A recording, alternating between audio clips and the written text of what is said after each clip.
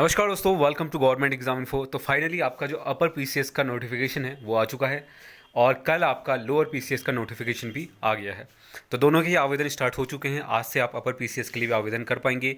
Lower के लिए 29 अगस्त last date है, अपर पीसीएस के लिए आपका 30 अगस्त जो है लास्ट डेट है। तो 20 दिन का समय आपके पास दिया गया है एप्लीकेशन करने के लिए।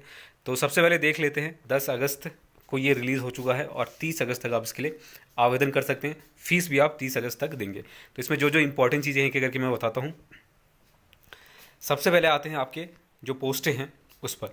ठीक है, तो टोटल यहाँ पर 31 पोस्टें हैं अलग अलग डिपार्टमेंट में।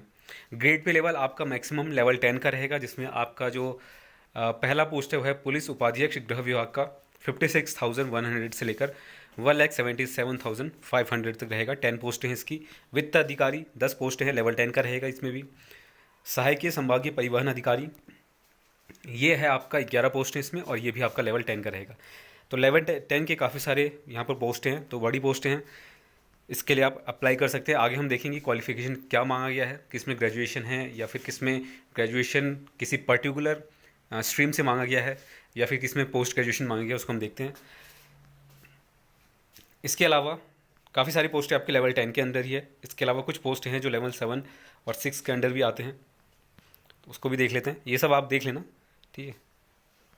तो देखिए, लेवल 7 की बात करें तो इसमें सूचना अधिकारी, जिला सूचना अधिकारी है और ये लेवल 7 का है। इसमें 12 पोस्टें हैं। तो कुल मिला के ओवरऑल लेवल 6 से आपका स्टार्ट होगा इन पोस्टों के लिए और लेवल 10 तक है ग्रेड पे। तो काफ़ी अच्छा है। इसके लिए प्रिपेयर भी आपको उसी तरह से करना पड़ेगा, काफ़ी मेहनत भी करनी पड़ेगी। तो अभी से स्टार्ट करना पड़ेगा। एक्चुअली अगर आपने ऑलरेडी कर दिया होगा, इसको ध्यान में रखते हुए कि नोटिफिकेशन आ जाएगा, तो काफ़ी अच्छी बात है। नहीं किया है तो अभी भी टाइम है। कुछ लोग पूछते हैं कि अभी कर सकते हैं या नहीं, तो बिल्कुल कर सकते हैं। प्री आपका 3 महीने के अंदर अंदर या 2.5 महीने मान के चलिए, नवंबर दिसंबर में हो जाएगा। ठीक है, अपर और लोअर दोनों का। पहले लोअर का होगा, फिर उसके बाद अपर का होगा, उसके बाद होगा। ठीक है, तो टोटल पोस्ट आपकी 224 हैं, 224 पोस्ट हैं। तो इसमें अगर बात करें शैक्षिक अर्हता की, तो देखिए इसमें ज़्यादातर पोस्ट में ग्रेजुएशन मांगा गया है। कुछ पोस्ट हैं जिसमें थोड़ा सा अलग क्वालिफिकेशन मांगा गया है। जैसे पहला पोस्ट है आपका पुलिस अधीक्षक, तो इसमें सिर्फ ग्रेजुएशन होना चाहिए और प्रेफरेंस दिया जाएगा जो नॉर्मली होता है आपका एनसीसी बी सर्टिफिकेट वालों को और सेना में 2 साल जिन्होंने काम किया हो।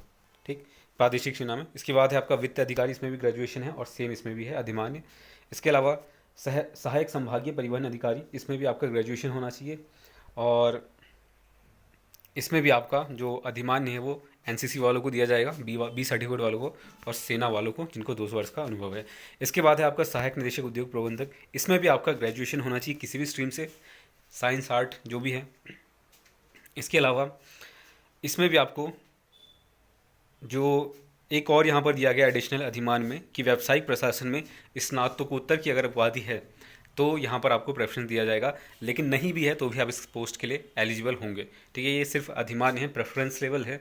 ऐसा नहीं है कि अगर नहीं है तो आप अप्लाई ही नहीं कर सकते हैं। ठीक, तो ये चीज़ ध्यान रखना। इसके बाद है जिला पूर्ति अधिकारी, इसमें भी आपका सेम है, किसी भी मान्यता प्राप्त विश्वविद्यालय से स्नातक। इसके बाद है आपका उप संभागीय विपणन अधिकारी, जिसमें आपका ग्रेजुएशन होना चाहिए या फिर उसके समकक्ष, और या एक और चीज़ है इसमें कि आपको हिंदी की नॉलेज होनी चाहिए, जो कि सभी को हो गई। अधिमान्य अर्हता की बात करें तो इसमें भी सेम है। इसके बाद है आपका खंड विकास अधिकारी, इसमें भी आपका जो है ग्रेजुएशन मांगा गया है किसी भी भारत में विधि द्वारा स्थापित किसी विश्वविद्यालय से भिन्न किसी ऐसी संस्था जिसे विधि के अधीन विश्वविद्यालय के रूप में मान्यता दी गई हो या घोषित किया गया हो, या फिर सेंट्रल गवर्नमेंट का जो रहता है उस यूनिवर्सिटी से आपने स्नातक किया हो तो वो भी चल जाएगा। तो इसमें कोई भी ग्रेजुएट भर सकता है।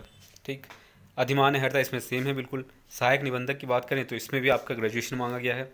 अधिमान्य इसमें भी सेम है।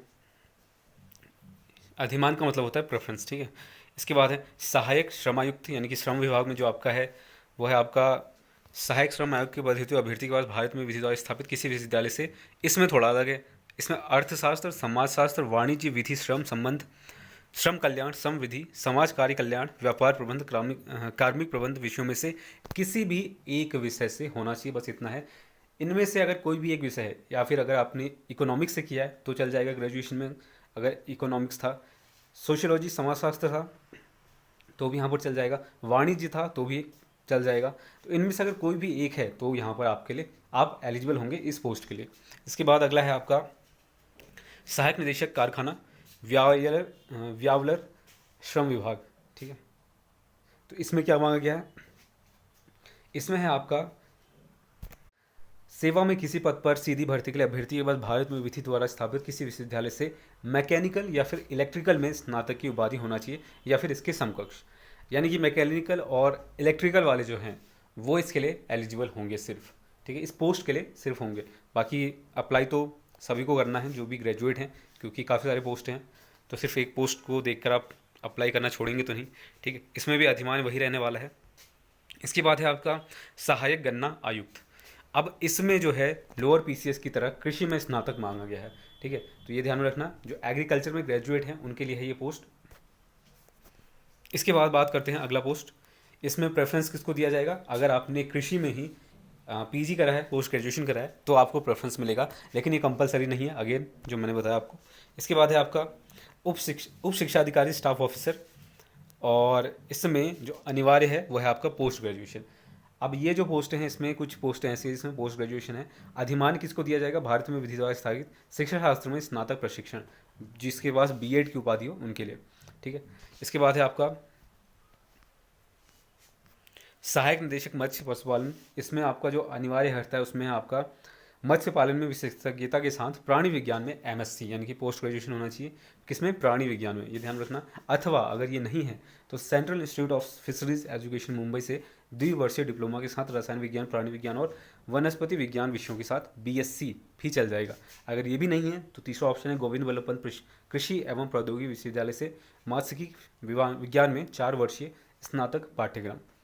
अधिमान वही है आपका इसमें भी। इसके बाद सहायक निदेशक संस्कृत विभाग, इसमें क्या मांगा गया है, तो यहाँ पर है भारत में विधि द्वारा स्थापित किसी विद्यालय से प्राच्य भाषा संस्कृत से आचार्य, ठीक है। तो ये है पहला। दूसरा, भारत में विधि द्वारा स्थापित किसी विश्वविद्यालय में से शिक्षा शास्त्री बीएड उपाधि डीफल पीएचडी से को वरीयता दी जाएगी यहाँ पर, ठीक। तो बीएड अगर उपाधि है तो भर तो सकते हैं, लेकिन वरीयता डीफिल और पीएचडी वालों को दी जाएगी। इसके बाद है अधिमान में, इसमें भी बिल्कुल सेम है, जिला पर्यटन विकास अधिकारी। इसमें क्या मांगा गया है, इसमें है भारत में विधि द्वारा स्थापित किसी मान्यता प्राप्त विश्वविद्यालय से पर्यटन, होटल मैनेजमेंट, सामूहिक संचार से में स्नातक की उपाधि या उसके समकक्ष। होटल मैनेजमेंट एचएम वाले कुछ कमेंट करके पूछ रहे थे, तो आप इसके लिए एलिजिबल होंगे, ठीक है। डिग्री वाले वो होते हैं जो 3 साल का जिनका होता है कोर्स प्रॉपर, आपके लिए ये पोस्ट रहेगा अनिवार्य शैक्षिक अर्हता में, जिला पर्यटन विकास अधिकारी। इसके बाद प्रचार अधिकारी है पर्यटन विभाग। इसमें आपका जो है जनसंपर्क, पत्रकारिता, सामूहिक संचार में स्नातक की उपाधि होनी चाहिए। तो कुछ पोस्टें ऐसी हैं जिसमें ग्रेजुएशन है, कुछ पोस्टें ऐसी हैं जिसमें आपका पोस्ट ग्रेजुएशन है, ठीक है। तो जो भी आपका प्रेफरेंसेबल पोस्ट है, वैसे तो आपको एक ही साथ अप्लाई करना है, ठीक है, सभी पोस्ट के लिए। बाद में जब आपका रिजल्ट आएगा तो जिसमें भी आप एलिजिबल होंगे वो आपको चूज़ करने का मौका दिया जाएगा डॉक्यूमेंट वेरिफिकेशन टाइम। तो एग्ज़ाम तो एक ही साथ होना है सभी का। वैसे मेंस में जो होगा वो थोड़ा अलग रहता है, इसमें जो अपर पीसीएस है उसमें थोड़ा अलग रहता है। जो सब्जेक्टिव चीज़ें हैं उसमें हम समझेंगे जब मैं सिलेबस इसका डिस्कस करूँगा, ठीक है। वैसे यहाँ पर दिया भी गया है सिलेबस। तो ये पूरे 31 पोस्ट हैं, इसको देख लेना एक बार। और इसमें मेनली आपका ग्रेजुएशन और पोस्ट ग्रेजुएशन ही है, और कुछ ऐसे पोस्ट हैं जिसमें स्पेशलाइज्ड मांगा गया है, जैसे किसी में एग्रीकल्चर हो गया, किसी में आपका इकोनॉमिक्स हो गया, ठीक है, किसी में बीएड भी मांगा गया है। तो प्रेफरेंसेबल जो भी है आपके अकॉर्डिंग, उसके अकॉर्डिंग आप देख लेना।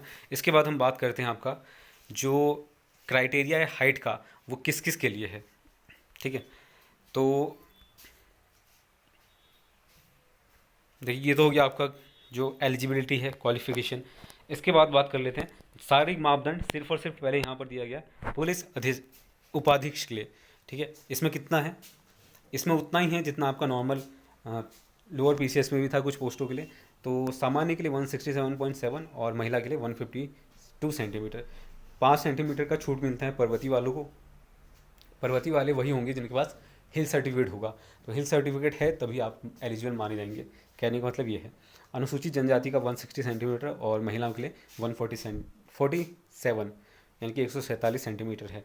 सीने के माप सिर्फ मेल कैंडिडेट्स के लिए है, और वो है आपका SC/ST और पर्वतीय क्षेत्र के लिए 76.5 सेंटीमीटर और 5 सेंटीमीटर का एक्सपेंशन जो रहता है। और इसके अलावा सामान्य के लिए यहाँ पर 78.8 और 83.8 का एक्सपेंशन होना चाहिए, 78 से लेकर 83 तक। इसके बाद है आपका महिलाओं के लिए वज़न जो है आपका न्यूनतम 45 किलोग्राम है। कोई अगर इससे कम वेट का है तो वो डिस्क्वालीफाई हो सकता है। बाकी आई साइट वगैरह 6/6 और दूसरी आँख 6/9 दिया गया है। 6/6 होना चाहिए, ठीक है। यहाँ पर कहा गया उत्तराखंड पुलिस सेवा में नियुक्ति हेतु अभ्यर्थी की एक आँख 6/6 और दूसरी आँख 6/9 से कम दृष्टि नहीं होनी चाहिए, ठीक। इसके बाद है आपका एज क्राइटेरिया। एज क्राइटेरिया की बात कर लेते हैं, इसको लेकर डाउट होता है। 1 जुलाई से आपका कैलकुलेट होगा 2021, 1 जुलाई 2021, और न्यूनतम आपका 1 जुलाई को 21 वर्ष होना चाहिए। 21 से कम है तो आप एलिजिबल नहीं हैं, ठीक है। हो सकता है कोई अभी ग्रेजुएशन करके आया हो तो वो एलिजिबल नहीं होगा अगर वो इस 21 से कम है। हो सकता है, काफ़ी सारे कैंडिडेट होते हैं। 42 से अधिक नहीं होना चाहिए, ये भी है। 2 जुलाई 1979 से पूर्व और 1 जुलाई 2000 के बाद का नहीं होना चाहिए। तो 1 जुलाई के बाद का यानी कि 2 जुलाई 2020 को आपका जन्म, माफ़ कीजिएगा 2000 को जन्म हुआ था, तो आप जो हैं एलिजिबल नहीं हैं, ठीक है, क्योंकि आप मिनिमम क्वालिफाइंग का क्राइटेरिया कंप्लीट नहीं कर पा रहे हैं। अच्छा, इसमें इन लोगों ने ये नहीं बताया है कि अधिकतम आयु सीमा में छूट की में कहा गया है कि विभिन्न श्रेणियों उप श्रेणियों के अभ्यर्थियों हेतु उत्तराखंड शासन द्वारा समय समय पर निर्गत एवं वर्तमान में प्रचलित शासनादेश के अनुसार उच्चतम आयु सीमा में उनके आरक्षण की श्रेणी तथा उपश्रेणी के अनुसार छूट प्रदान की जाएगी। यहाँ पर जो 1 साल का छूट दिया जाना था वो इसमें आई थिंक मेंशन नहीं किया गया है, ठीक है। ऐसा कोई पॉइंट दिख नहीं रहा है, तो इसमें दिया तो नहीं गया, लेकिन 1 साल का छूट आपको वैसे मिला है, ठीक है। तो या तो आप लोअर पीसीएस में उसको अप्लाई कर सकते हैं 1 साल के लिए, या फिर इसमें कर सकते हैं, दोनों में से एक ही करना पड़ेगा आपको, तो ऐसा है। बाकी अगर बात करें इसमें तो ऑनलाइन ही होना है आपका सब कुछ, ठीक है। अच्छा, इसमें ये जो है ऑफलाइन सबमिट नहीं करना है इस बार, ठीक है। जैसे आपने लेक्चर में देखा होगा, जो लेक्चर के कैंडिडेट हैं उनको अपना application according to their subject और शाखा वाइज, ब्रांच वाइज, जो वुमेन है, जनरल है, उसके अकॉर्डिंग उनको भेजना पड़ा था, ठीक है, भेजना पड़ा था, और अभी भी भेजना है जब उनका मेंस होने वाला है, ठीक। तो इस वजह से अभी जो है ये पोस्टों के लिए ऐसा नहीं है, आपको सिर्फ ऑनलाइन फिलअप कर देना है, पर अपना जो एप्लीकेशन है उसको संभाल के रखना। वो एप्लीकेशन आपका मेंस में काम आएगा, क्योंकि उसी एप्लीकेशन को भेजना पड़ेगा जैसे अभी लेक्चर वाले भेज रहे हैं। अभी के लिए कुछ नहीं भेजना है, अभी सिर्फ आपको ऑनलाइन एप्लीकेशन फीस सबमिट करना है और डिटेल्स अच्छे से भर देना है। फीस वगैरह इसमें वही है जो नॉर्मली रहता है आपका 176.55, और SC/ST का 86.55, और शारीरिक दिव्यांग जो हैं 26.55। बाकी जो अनाथ बच्चे हैं उनके लिए कोई फीस यहाँ पर नहीं रहने वाला है। तो ये है आपका। अब इसमें भी 2-3 स्टेजेस होते हैं इसमें भी, लेकिन इसका जो मेंस है वो काफ़ी डिफरेंट है लोअर से, ठीक है, लोअर पीसीएस से, और इवन स्क्रीनिंग भी यहाँ पर डिफरेंट है। तो वो मैं डिस्कस करूँगा अभी अगली वीडियो में, ठीक है। उसमें डिटेल में समझेंगे कैसा है क्या है। तो बस यही था आज के लिए। कोई डाउट है नीचे कमेंट करके आप बता सकते हैं, ठीक। और ग्रेजुएशन का जो यही है कि 30 अगस्त से पहले आपका कंप्लीट होना चाहिए मार्कशीट फाइनल ईयर का, यानी कि उसमें जो डेट है वो 30 अगस्त 2021 से पहले का होना चाहिए। बस इतना ही सफिशिएंट है। डिग्री है नहीं है अभी कोई बात नहीं है, अप्लाई कर सकते हैं बाद में जब भी आपका टाइम हो, लेकिन कर लेना अभी, क्योंकि बाद में प्रॉब्लम होता है। तो ये चीज़ है। तो बस आज के लिए इतना ही। उम्मीद करता हूँ वीडियो आपको अच्छी लगी हो, तो वीडियो को लाइक कर देना, चैनल को सब्सक्राइब नहीं किया तो सब्सक्राइब कर देना इसी तरह के सभी अपडेट्स के लिए। तब तक के लिए धन्यवाद।